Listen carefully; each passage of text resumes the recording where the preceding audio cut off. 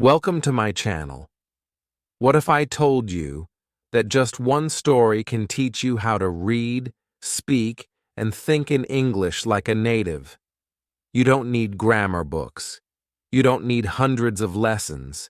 You just need one simple story. Stay with me, and I will show you how. Comment below. Have you ever tried learning English from a story? Let me know. And if you enjoy learning this way, I'd be truly grateful if you could subscribe. It means a lot and helps me keep sharing these simple, helpful lessons with you. Chapter 1. One story changed everything. I was sitting in my room late at night. The books were open. My notebook was full of words I couldn't remember.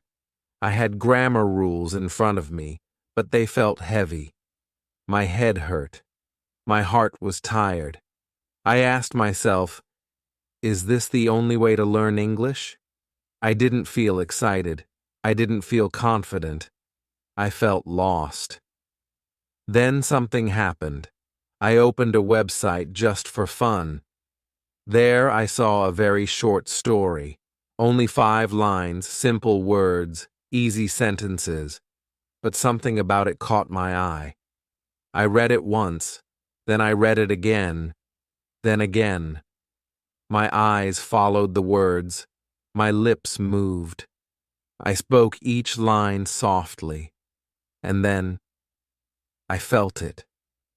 For the first time, I understood everything, not just the meaning, but the feeling.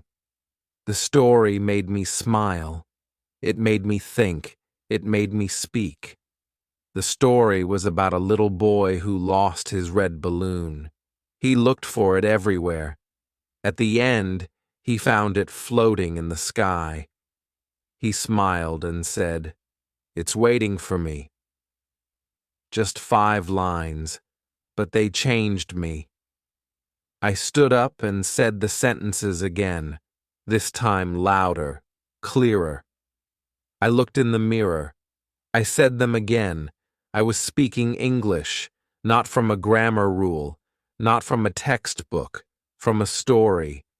And I felt something new, confidence. That night, I didn't study any new words.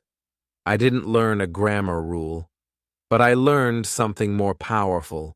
One story is enough. If you use it the right way, it can teach you reading. It can teach you speaking. It can even change the way you think. The next day, I printed the story. I kept it in my pocket. I took it everywhere, to school, to the bus, to the park.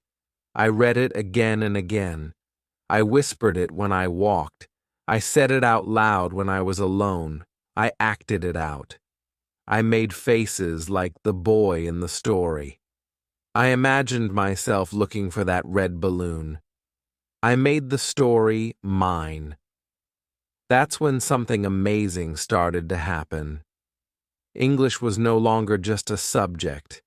It became a part of me. I wasn't memorizing anymore. I was living the language. I started thinking, what if I do this with more stories? What if one story, just one, can be my teacher? So I tried, and it worked. Not because the stories were long or difficult, but because they were alive. From that one story, I learned how to read with feeling. I learned how to speak with rhythm. I learned how to think without translating. And slowly, I started becoming fluent. Not by learning more, but by going deeper. That's what I want for you. In this video, I will show you exactly how to do it. Step by step. We will use one story. We will explore it together. And by the end, you will not just read it. You will speak it. You will think with it. And you will believe in yourself. So take a deep breath. Forget the grammar rules for a moment. Forget the big words. Let's start small. Let's start with one story. Because sometimes one story is all you need to change everything. Chapter 2. How to read with feeling, not just words. The next morning, I sat on my bed with that story in my hands. I had already read it many times, but now I wanted something more. I didn't want to just read the words. I wanted to feel them. I wanted to bring the story to life. So, I looked at the first line. The boy lost his red balloon. I didn't just say it. I imagined it. I saw the boy in my mind. I saw him looking up, his eyes wide, his hand reaching out. I read it slowly, like I was the boy. I felt the sadness in the sentence. I said it again, but this time softer, then louder, then like a whisper. Each time, it felt new. That was the moment I realized something. Reading is not about speed. It's about connection. When you feel the sentence, you remember it, you understand it, and you love it. I read the second line. He looked behind trees, under cars, and inside boxes. I smiled. The words were simple, but they painted a picture in my head. I saw the boy running. I saw him searching. And I felt his hope. I didn't use a dictionary. I didn't worry about grammar. I just followed the boy. You see, when you read with feeling, the words stay with you. You don't forget them. They become part of you. That's what I want you to do. Take one story. Read it slowly. Feel every line. Imagine it. Act it out if you want. Say it with emotion. This is not childish. This is how your brain learns best. I read the story 5 times that morning. Each time I changed something. One time I read it like I was telling it to a friend. Another time, like it was happening to me. Then, I read it like I was telling it to a little child. I even read it like I was performing on stage. Every time, I discovered something new. Reading like this is powerful. It makes the story alive. And when the story is alive, the language becomes real. You don't forget it. You don't need to study it. It stays with you. That day, I walked to school with the story in my head. I didn't have the paper, but I could remember every word. Why? Because I had felt the words. I had lived them. I want you to try this. Choose one small story. It can be about anything. A balloon, a dog, a rainy day. Read it 5 times. Each time change your voice, change your emotion. Read it happy, read it sad, read it fast, read it slow. And don't just use your voice, use your heart. Reading like this is not just reading. It's practice for speaking. It's training for thinking. It's a secret way to become fluent without stress. I didn't know it back then, but I was building something strong. My mouth was learning the shapes of English. My ears were learning the music. My brain was building English inside me, one story at a time. So don't read like a student. Read like a storyteller. Read like a dreamer. Feel the words. Live the story. That's how you begin to change. Chapter 3. Speak the story. Don't just say it. The first time I tried to speak English, my voice was small. My lips were tight. I was scared. I had the story in my hand, but the words felt heavy in my mouth. I thought, what if I say it wrong? I looked around. No one was there. Still, I was nervous, but I remembered something. This is just a story. It's not a test. It's not a school exam. It's a little story about a boy and a balloon, and I liked that story. So I took a deep breath. I looked at the first line and said it out loud. The boy lost his red balloon. At first it didn't sound right. My voice didn't feel strong, but I didn't stop. I said it again and again, slowly, then faster, then with feeling. The second line. He looked behind trees, under cars, and inside boxes. This time, I didn't just speak. I moved my body. I pretended to look behind trees. I crawled like I was looking under a car. I peeked into boxes. I acted the story. I was the boy. And suddenly, I wasn't scared anymore. I was having fun. That's the secret. Speaking English doesn't have to be hard. It doesn't have to be perfect. It just has to be real. You don't need big words. You just need to speak what you feel. I stood in front of the mirror. I looked at myself. I smiled. I spoke the whole story from start to end. I used my hands. I used my eyes. I said every word with meaning. I felt like an actor. But this was not a show. This was my practice. You can do this too. You don't need a class. You don't need a partner. Just a story, a mirror, and your voice. Speak the story, not just once, many times. Speak it in the morning. Speak it at night. Speak it while you walk. Speak it when you're alone. This is how fluency starts. Sometimes I made mistakes. Sometimes I forgot a word. But I didn't stop. I didn't worry, because I was learning. I was growing. And every time I spoke, I became stronger. The story became my daily speaking practice. I didn't wait for the perfect time.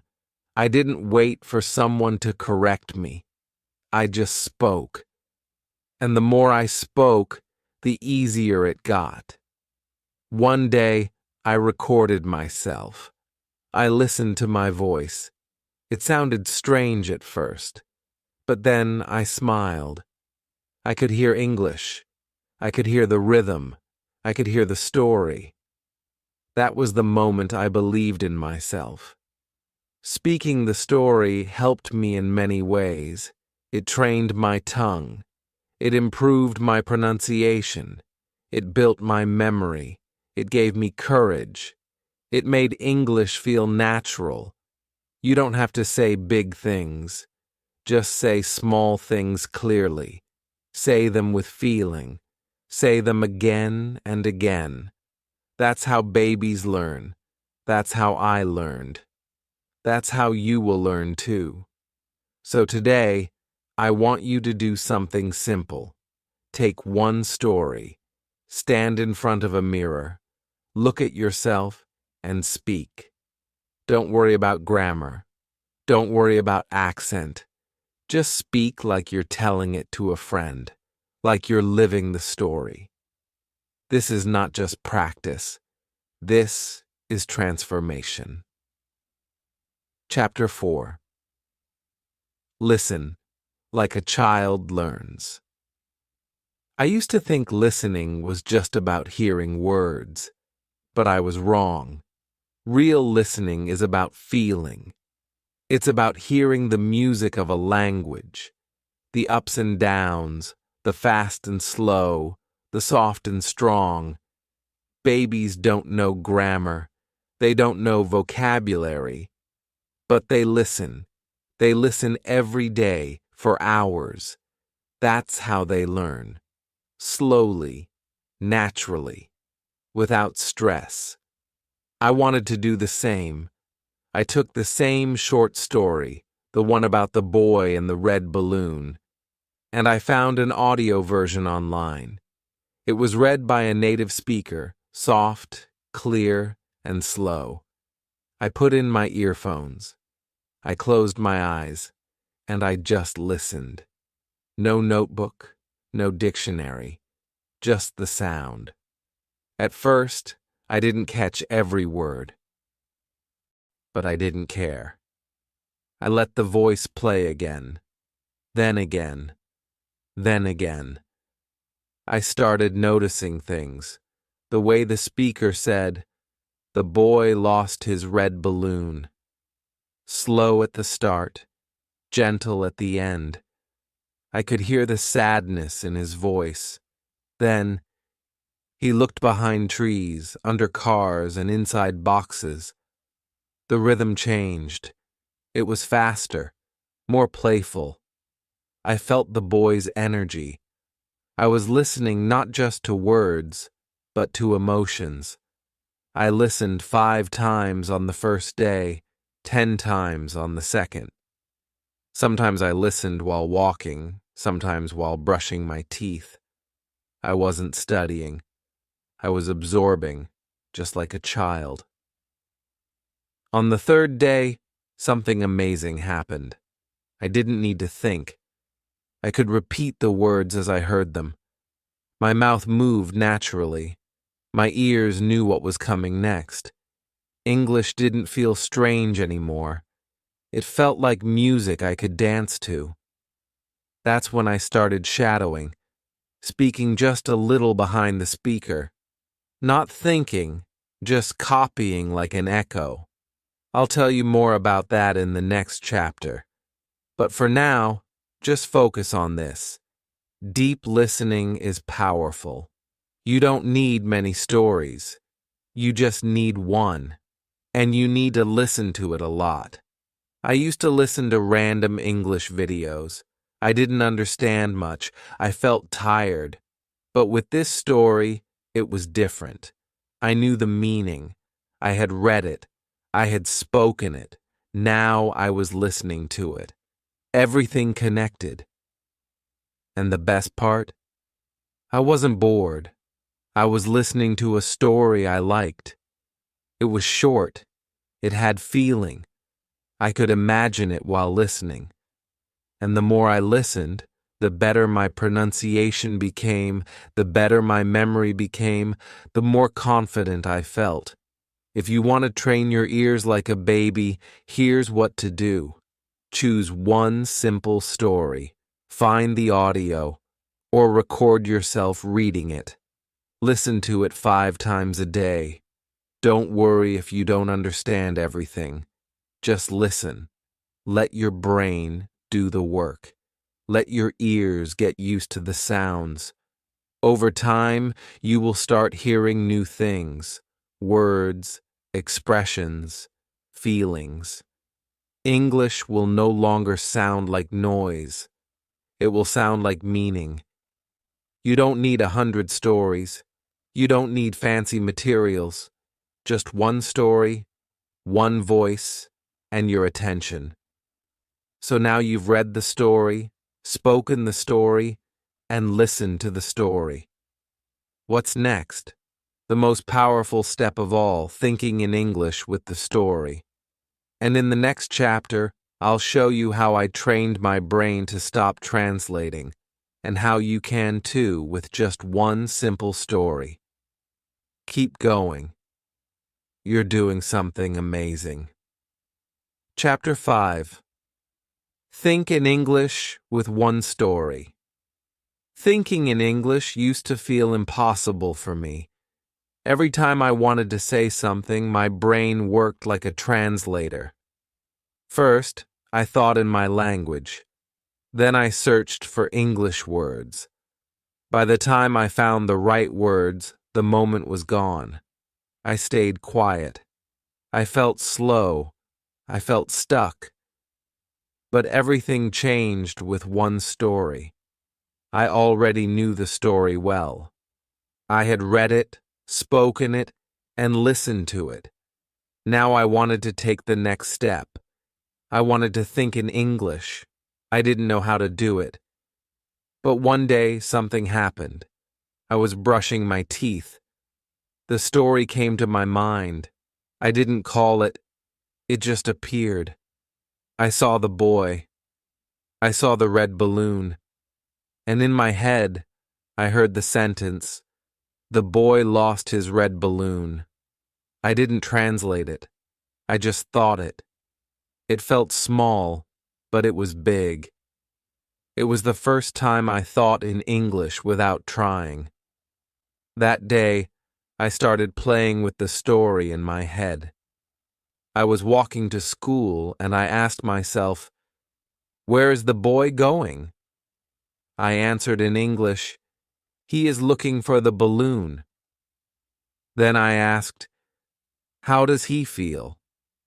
I said, "He is sad, but he hopes to find it." All in English. All in my mind. I wasn't studying. I was thinking. And that was the trick. I used the story like a game. I didn't open a book. I didn't sit at a desk.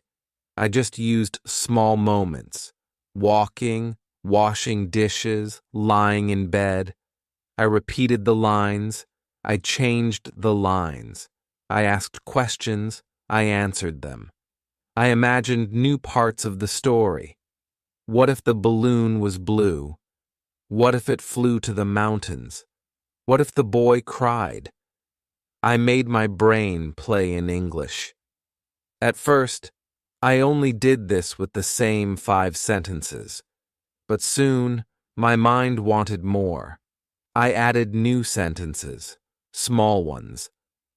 I talked about my day using the story. I lost my pen, just like the boy lost his balloon. It became a part of me. Thinking in English doesn't mean saying big, smart things. It means using small sentences again and again inside your mind. No fear, no grammar rules, no pressure. You can start today. Here's how. Take your story.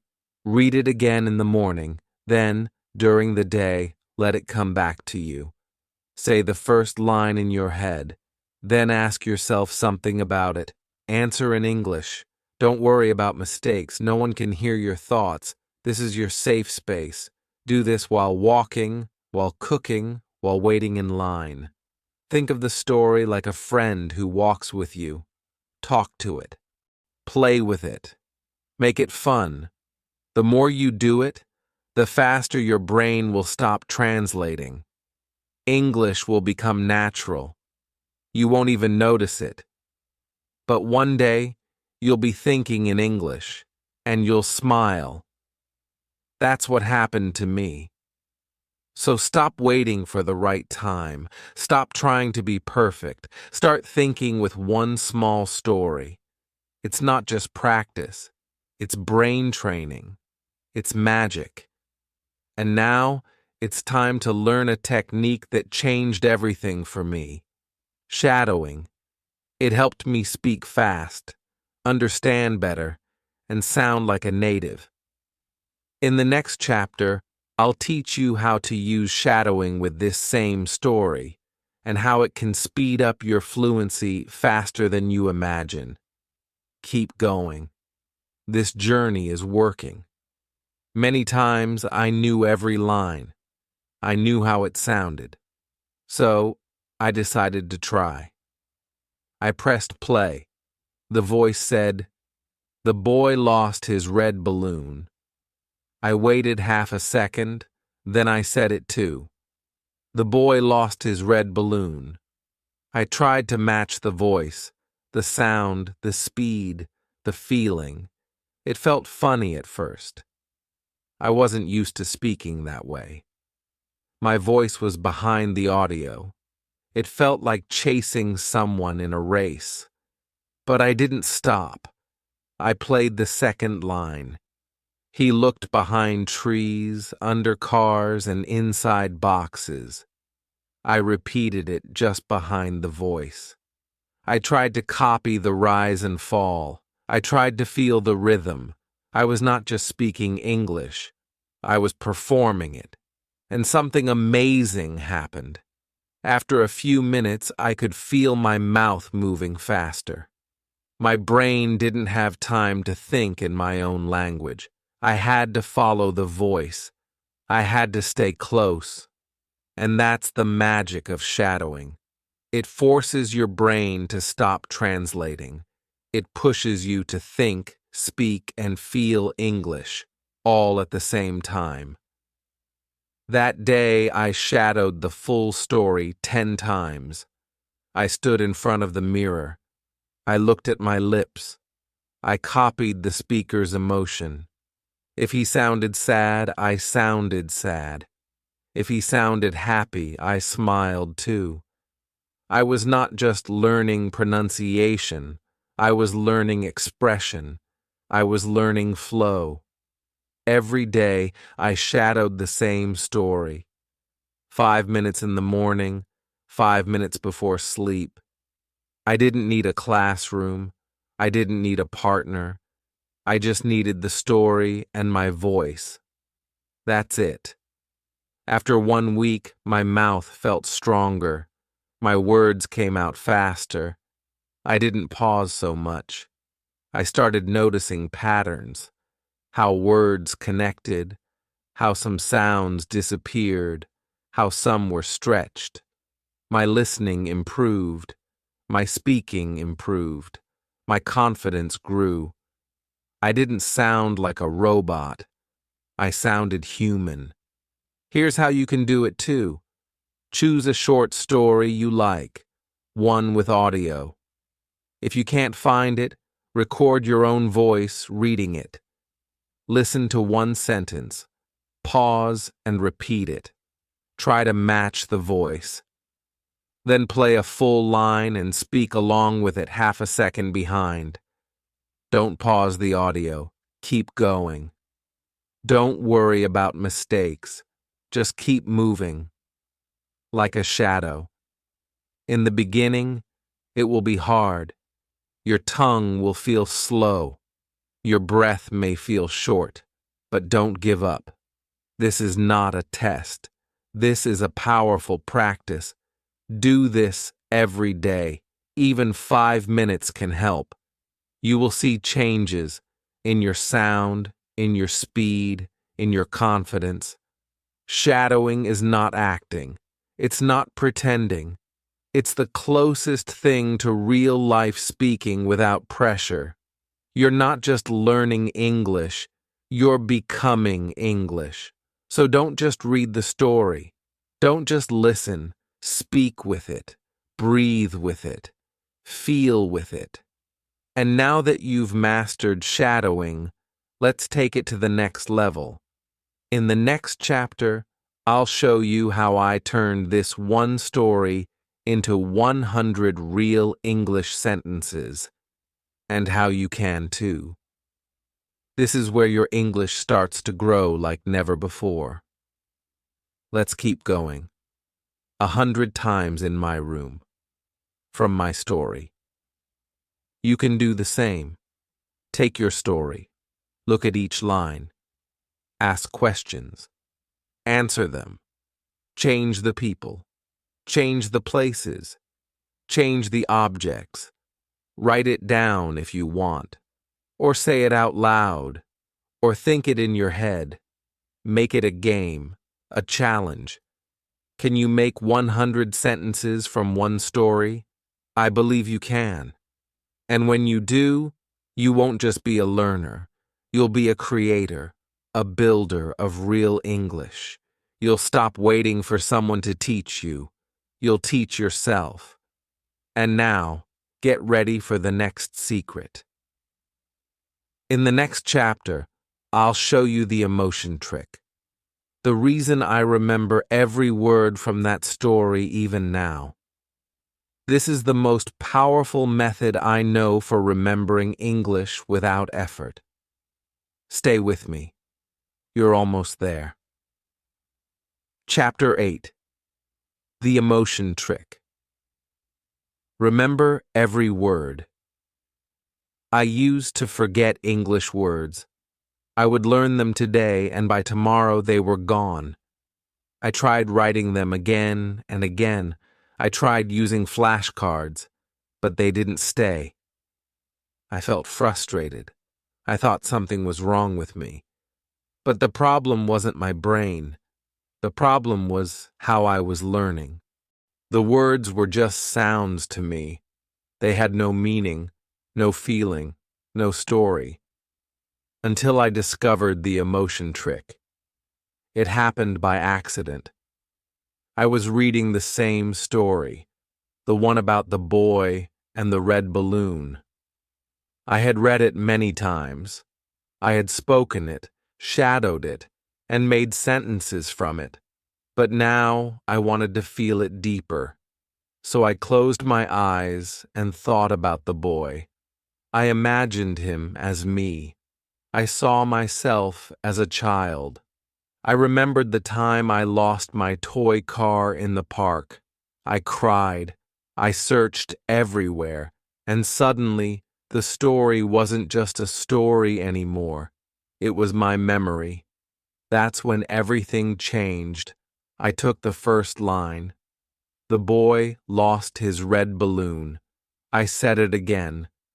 But this time, I felt the sadness.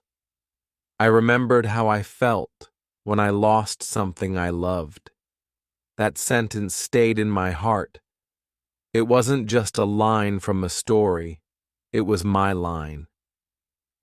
Then, I looked at the second line. He looked behind trees, under cars, and inside boxes. I imagined myself looking under a bed, calling my dog's name, feeling worried. That feeling helped me remember the sentence easily. Naturally, I did the same for every line. I added emotion. I added imagination. I changed the boy's name. I made him my younger brother. I imagined myself helping him. We were running together, searching for the balloon. It became our story. That's the emotion trick. Connect the words to your feelings, to your life.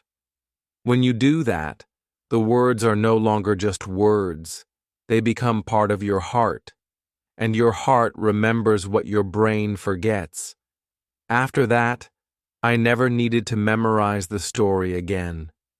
It stayed with me, not for a day, but for years.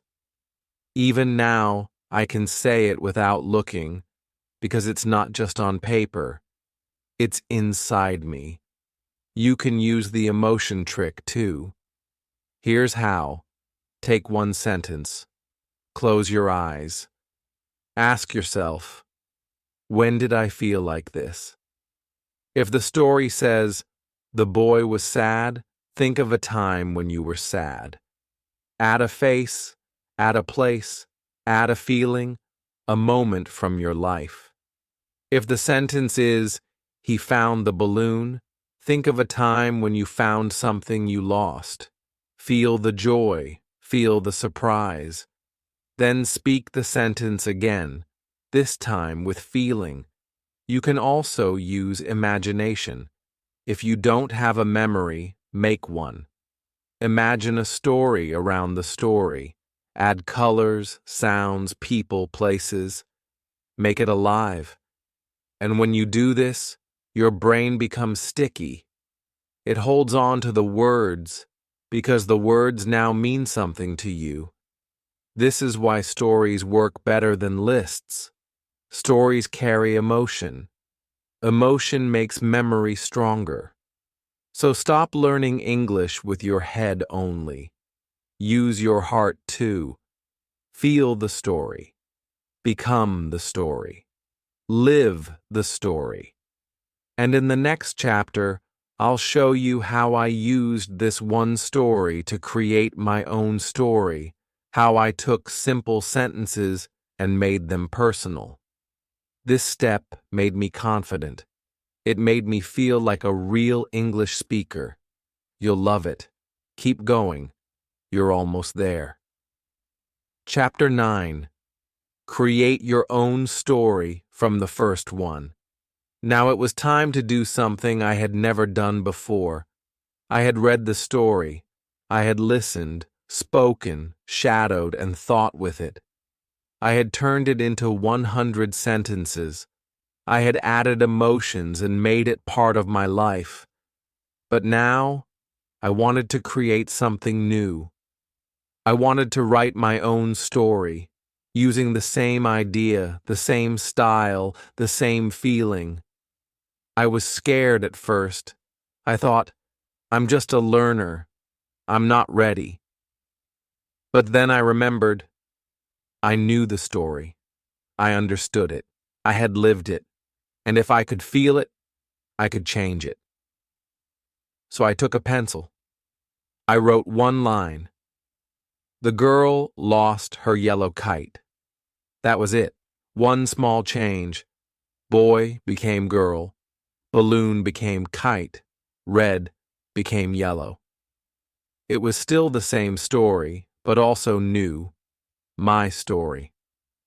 Then I wrote the second line. She looked on the roof, in the trees, and under the bed. I smiled. The places were different, but the feeling was the same. She was still searching, like the boy, like me. Line by line, I built a new version. She sat down. She felt tired. Then she saw it flying high in the sky. She laughed. "It's waiting for me," she said. I read it out loud. It sounded real. It sounded mine. And that feeling that I had created something in English was the best feeling of all. You can do this too. Don't worry about making a long story. Don't worry about grammar. Just start small. Take the first sentence from the original story. Change one word. Then change another. Maybe the boy becomes a dog. Maybe the balloon becomes a shoe. Maybe he doesn't lose something. Maybe he finds something. There are no rules. This is your story. You can write about a rainy day, a lost toy, a missing sock, a magic book, or a dream. You can write about yourself, your friend, or someone you imagine. Keep the structure simple. Keep the words short, just like the first story. After writing, read it out loud, slowly, then again. Add feeling, add pauses. Smile while reading. This is your English. You made it. And here's the best part. You can now use your story the same way you used the first one. Read it. Speak it. Shadow it.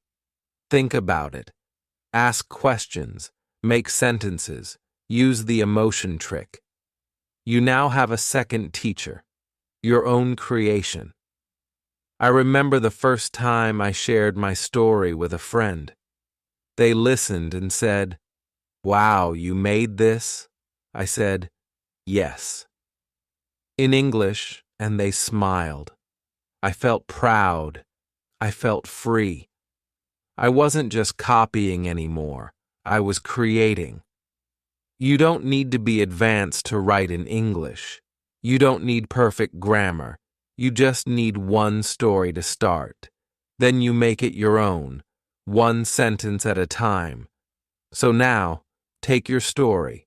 Write your version. Use your life. Use your dreams. And if you like, share it in the comments. I would love to read it. And now, it's time for the final chapter. In the next one, I'll give you a full 30-day plan. How to use this one story every day in new ways to become fluent, confident, and free in English. You've come so far. Let's finish strong. Chapter 10. Use one story for 30 days. See the change. This is the final step, the most powerful one. You've done so much already. You read the story, you spoke it, you listened, shadowed, thought with it. You made new sentences, you added emotion, You even wrote your own version. Now it's time to bring it all together. I call it the One Story 30 Days Plan. Yes, just one story, the same one every day. But each day, we will use it in a new way. You won't get bored, you'll get better, I promise. This is the plan I used, and it changed everything. Week 1. Get close to the story day.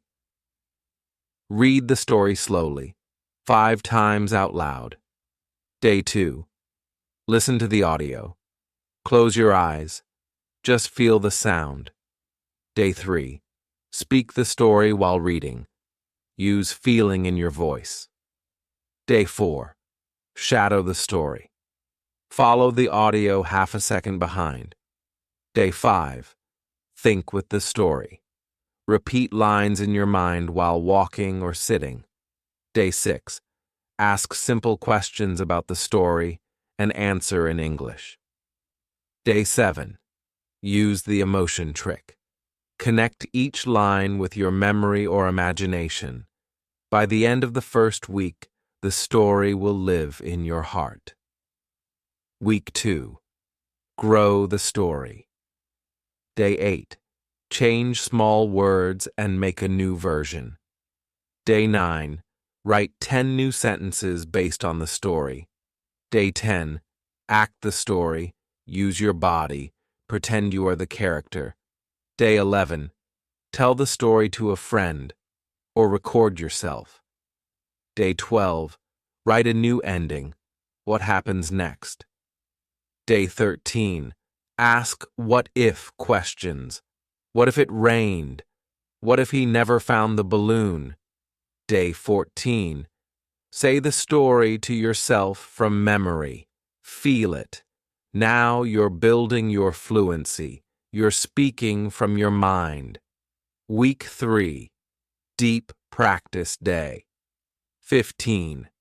Translate the story into your language, then back into English. Day 16. Focus on pronunciation. Record and compare. Day 17. Shadow again, but faster this time. Push yourself. Day 18. Write 20 questions and answers using the story. Day 19. Speak the story in different emotions: happy, sad, excited, angry. Day 20. Write a journal entry as if you are the character. Day 21. Tell the story while looking in the mirror. Be confident. Smile. You are no longer a beginner. You are now a user of English. Week 4. Live the story. Day 22. Watch a video with similar vocabulary. Notice the words. Day 23. Sing the story. Yes. Make a song out of it. Make it fun. Day 24. Teach the story to someone else. Day 25. Make a comic or drawing about the story. Day 26. Write a paragraph about your feelings about the story. Day 27. Speak about the story for 1 full minute, without stopping. Day 28. Mix 2 stories together, yours and the original. Day 29. Say the story from the other person's view. Be creative. Day 30. Record a video of yourself telling the story your way. Watch it. Smile. This is the moment where it all comes together. 1 story, 30 days. You changed. You grew. You didn't just study English. You lived it. That's what happened to me. After 30 days, I didn't feel like a student anymore. I didn't feel like a beginner. I felt like someone who could speak, understand, feel, and create in English. And you can feel the same. So don't wait. Start today. Use this story. Follow this plan. Repeat it with a new story.